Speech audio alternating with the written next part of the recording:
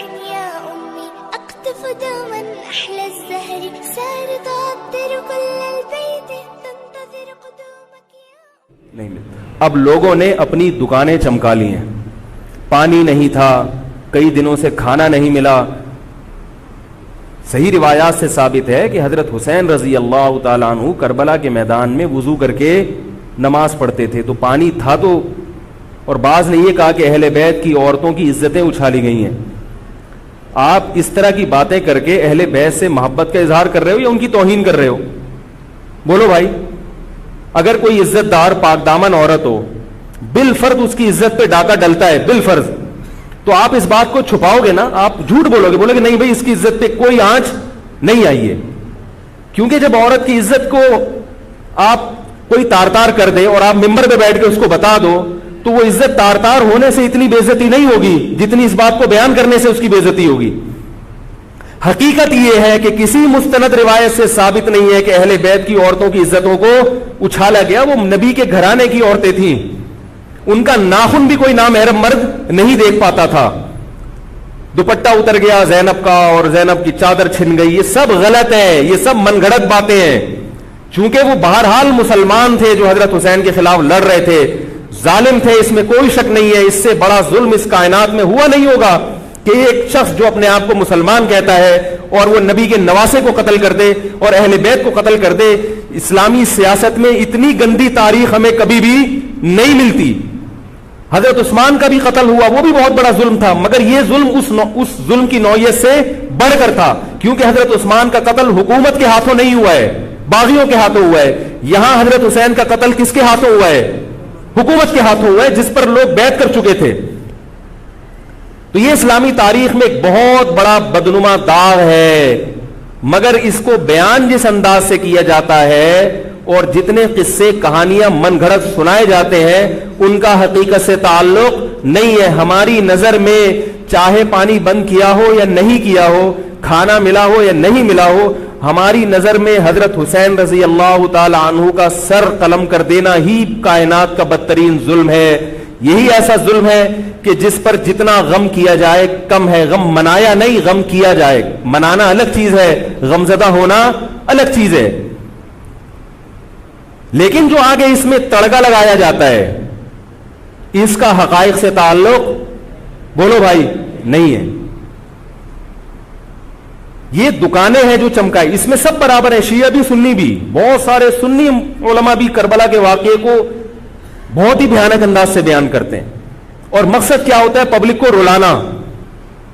ایک رونا وہ ہوتا ہے جو خود سے آئے, اور ایک رونا ہوتا ہے باقاعدہ آپ کو آرڈر پہ رونے کے لیے اور رلانے کے لیے بلایا جائے.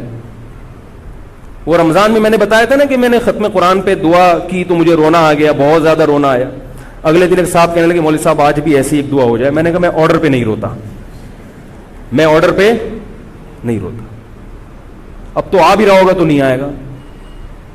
نہ انسان کسی کے مشورے سے ہنس سکتا ہے اور نہ انسان کسی کے مشورے سے رو. اگر آپ کسی کے مشورے پہ رو رہے ہیں اس کا مطلب ڈرامے بازی. آپ کو فلم کا ایکٹر ہونا چاہیے, آپ کو ڈرامے جوائن کرنے چاہیے, وہاں آپ اچھے چل سکتے ہیں. جیسے کہ ہمارے ایک مشہور اسکالر ہیں, ان کے بارے میں لوگ یہ کہتے ہیں ان کو فلموں میں ہونا چاہیے تھا, پتہ نہیں یہ جیو پہ کیوں آ رہے ہیں.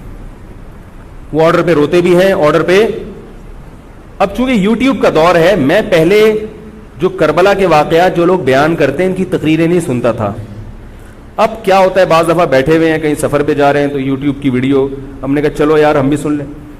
ایسی چہک چہک کے منہ بنا بنا کے گھما گھما کے تقریریں ہوتی ہیں, لگتا ہے کہ یہ باقاعدہ ایک ڈرامہ ہے, اداکار ہے, فنکار ہے جس کو ڈرامے بازی کے لیے یہاں پر. یہ حضرت حسین کی شہادت کو کیش کرا رہے ہیں.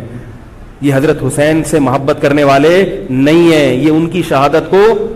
دیکھو اس کی مثال ایسے جیسے کوئی محلے میں مر گیا, کسی سیٹھ کا بیٹا مرا, اب آپ کو سیٹھ سے قرضہ چاہیے تو سب سے زیادہ آپ روگے نا, تاکہ سیٹھ صاحب سمجھیں کہ محبت سب سے زیادہ کس کو ہے؟ آپ کو.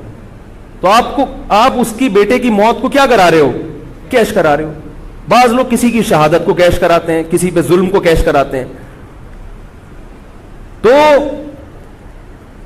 میں پھر عرض کروں کہ بہت بدترین واقعہ ہے. حضرت حسین رضی اللہ تعالیٰ عنہ کا سر لے جایا گیا یزید کے پاس. یزید بدبخت نے چھڑی سے آپ کے ہونٹوں کو چھوا. وہاں صحابی رسول نے فرمایا کہ ایسا مت کرو. فرمایا اللہ کی قسم میں نے ان ہونٹوں پہ بارہا محمد صلی اللہ علیہ وسلم کے ہونٹ رکھے ہوئے دیکھا ہے. بارہا میں نے دیکھا ہے کہ محمد صلی اللہ علیہ وسلم نے ان ہونٹوں کا بوسہ لیا ہے. بارہا میں نے دیکھا ہے.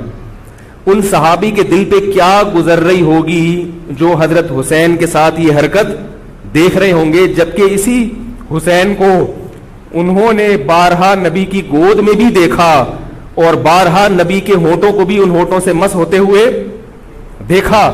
تو جب یہ سر ان کے سامنے رکھا ہوگا اور اس کے ساتھ یہ حرکت ہو رہی ہوگی, ان صحابی کے جذبات کیا ہوں گے.